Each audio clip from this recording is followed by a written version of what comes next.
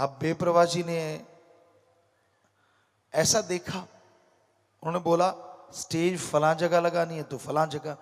बेप्रभा जी बड़े खुश हुए, कभी स्टेज यहाँ लगवाएं कि भाई हम पूछते बेप्रभा जी कहाँ लगानी है कल को, धीरे से पूछते और धीरे से बेप्रभा जी कहते स्टेज पे बैठे बैठे ही कई बार कहते कि नहीं आज यहाँ नहीं कल वहाँ लगाना, तो हम आते आते बोलते शाम को यहाँ, आगे से कोई नहीं बोलता था। फिर तो बेप्रभा जी इतने खुश हुए, तेराबास में हम बैठे, बेप्रभा जी कहने लगे बैराग आ गया, हम चरण छुए, बेप्रभा ने छाती से लगाया, बड़े खुश हुए, कहने लगे ऐसा हमें एक ही भी क्यों नहीं मिला पहले।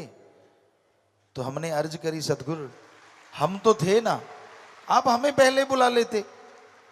तो बैराग आया, बेप्रभा जी बड़े खुश थे, कहते हम स्टे यहाँ कहते हैं वहीं लगा होता, लोगों को कहते लोग हमारे जो पास आस वाले हैं उनको लगता है कि पिताजी परम पिताजी को तो शायद मतलब भूल जाते हैं बात कह के, कहते हमें 100% पता होता है, वहां कह के गए थे और वहीं लगी पड़ी होती है, हमें ये भी पता है ये सब तेरा काम है। हमने कहा जी ये आपका ही काम है, आपसे इश्क है तभी इधर हुआ है, इधर वरना कुछ भी नहीं है। तो बड़े खुश होते, ऐसी बातें हम बहुत देर तक करते रहते।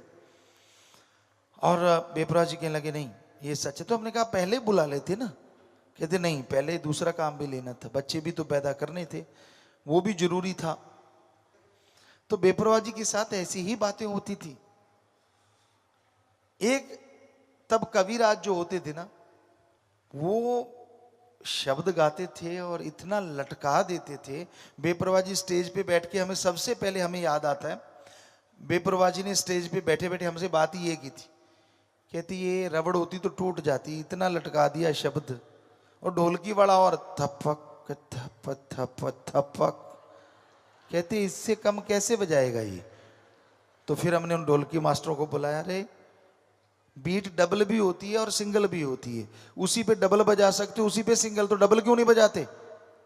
उसके बाद आपने कभी नहीं देखा होगा ढोलकी वाले लटकाते, वो जब भी लटकाते हम उनको देखते हैं फटाफट तपक तपक तप तपका तपक तप तपका, हमने सारे देखते। बेप्रभा जी बड़े हंसते, और कई बार आपने हंसते देखा होगा हमारे साथ। तो कहती अब क्या हो गया, हमने कहा जी आपका जादू चल रहा है, वो हमारी आंखों से चल रहा है वो अलग बात है, पर चला आपका ही रहा है। तो बहुत ऐसी बातें हम स्टेज पे बैठे बैठे करते रहते।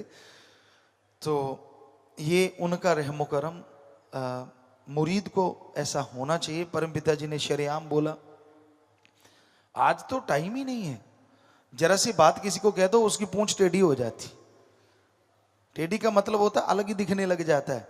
अब सोचो सबकी पूंछें टेढ़ी